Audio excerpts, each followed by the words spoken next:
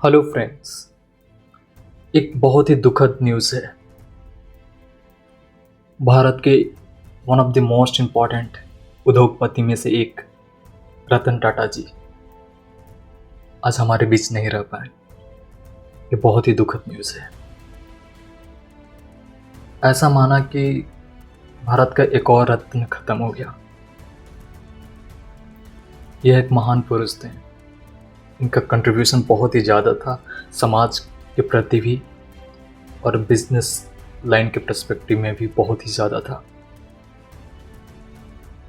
दरअसल ये एक सत्य है कि हर मनुष्य को एक समय के बाद जाना पड़ता है,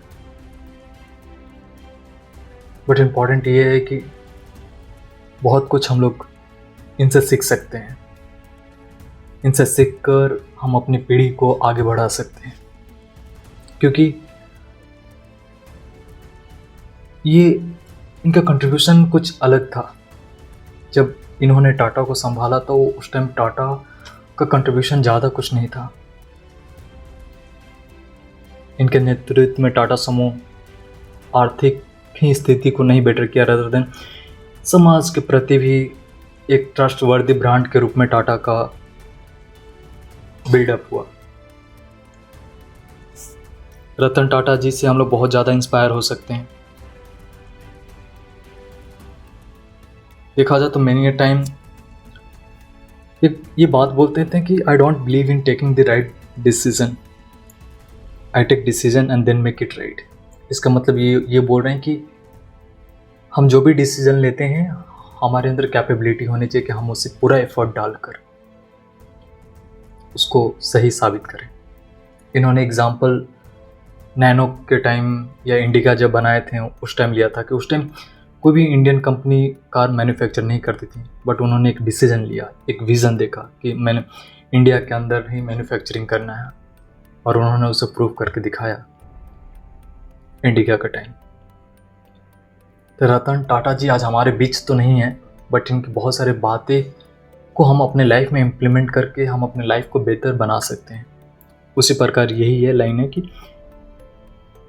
कि हमें जो भी डिसीजन हम लेते हैं उसको हमें पूरा एफर्ट डालना चाहिए ताकि वो राइट हो जाए। इन्होंने कई राष्ट्रीय और अंतर्राष्ट्रीय पुरस्कार भी प्राप्त किए हैं।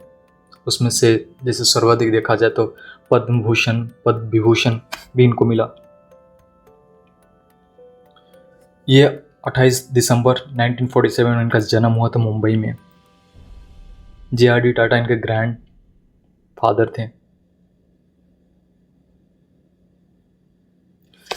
रतन टाटा जी एक और बात बोलते थे कि यदि आपको फास्ट चलना है, बहुत तेज चलना है, तो आपको अकेला चलना होगा, बट आपको बहुत दूर तक जाना है तो आपको लोगों के साथ जाना होगा। यानी कि ये फोकस करते थे एक स्ट्रॉन्ग ऑर्गेनाइजेशनल सेटअप बनाने की, जिसके वर्क एथिक्स अलग हों। दैट इज़ द रीज़न देखा जाए कि जब ताज होटल पर अटैक हुआ था तो उस टाइम भी, उस क्राइसिस में भी वहाँ का जो भी वर्किंग स्टाफ थे बहुत अच्छे तरीके से मैनेज किए थे, एंड वो केस स्टडी आज कैम्ब्रिज में भी पढ़ाया जाता है। तो ये इनके लीडरशिप का one of the best example रहा।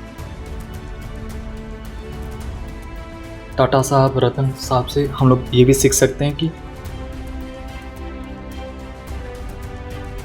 आपको वो राइट थिंग्स करनी चाहिए, चाहे वो इजी लगे या ना लगे, does not matter. Do what is right thing even it's not easy things to do. ये अपने ब्रांड वैल्यू के लिए, ट्रस्ट वर्दी के लिए ज़्यादा फोकस किए। नेशनलिटी इनके अंदर बहुत कुट के हो रही थी। लॉयलिटी इनके अंदर बहुत ज़्यादा था कि